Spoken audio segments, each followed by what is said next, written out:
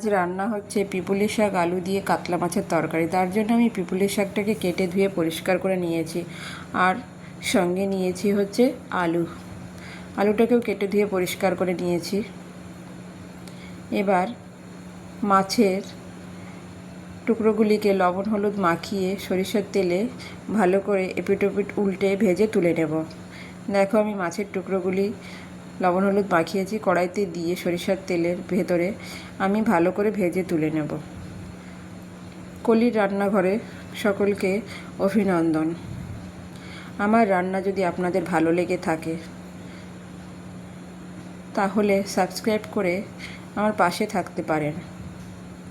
আমি সাধারণত সহজ পদ্ধতিতেই রান্না রাখার চেষ্টা করি, অল্প সামগ্রী দিয়ে যাতে সুস্বাদু খাবার হয় সেরকম ধরনেরই রান্না আমি বেশিরভাগই করে থাকি। দেখো, এই কড়াইতেই আমি সরিষার তেলের ভেতরে জিরে ফোড়ন দিয়েছি, তার ভেতরে আমি কেটে রাখা আলুগুলি দিয়ে দেব। দিয়ে আমি আলুটা বেশ ভাজা ভাজা করব।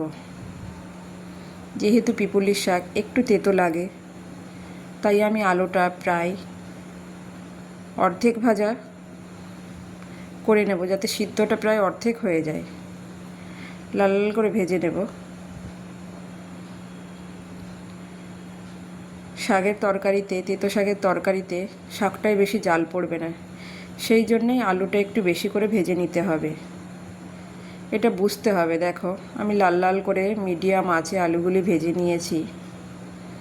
ভাজা হয়ে গেলে তারপরে আমি দিচ্ছি এখানে লঙ্কার পেস্ট।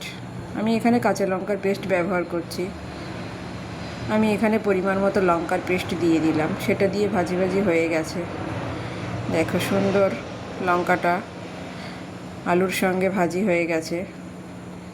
এরপরে দিয়ে দেবো একে একে হলুদ, পরিমাণ মতো হলুদ, তারপরে পরিমাণ মতো লবণ।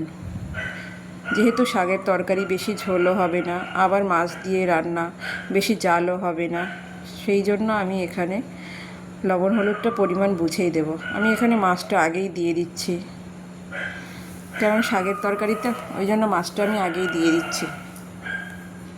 দেখো, মাছটা দিয়ে আলু আর লঙ্কার সঙ্গে লবণ হলুদের সঙ্গে আমি একটু ভালো করে নাড়া দিয়ে নিয়েছি। এবার আমি এখানে পরিমাণ মতো জল দিয়ে দিয়েছি। যদি পারো কেউ গরম জল ব্যবহার করবে তাহলে বেশি ভালো হয়।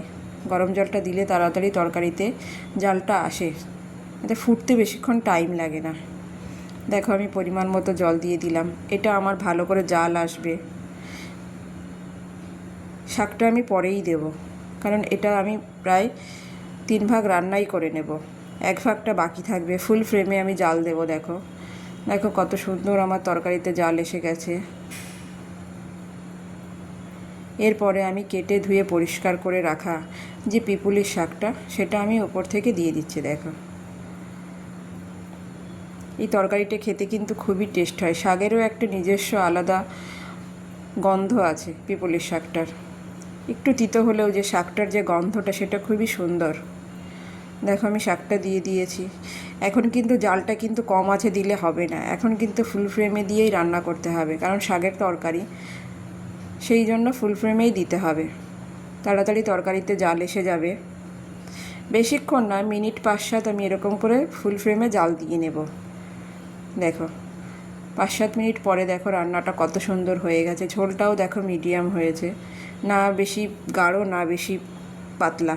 দেখো কত সুন্দর হয়েছে। গরম গরম ভাতের সঙ্গে পিপুলির শাক দিয়ে, এটা আমি কাতলা মাছ দিয়ে করেছি, যে কোনো ছোটো মাছ দিয়েও করা যেতে পারে। আমার ঘরে কাতলা মাছ ছিল, আমার কাতলা মাছ দিয়ে খেতে ইচ্ছা করেছে, তাই আজকে আমি করেছি, কিন্তু খুবই ভালো লেগেছে।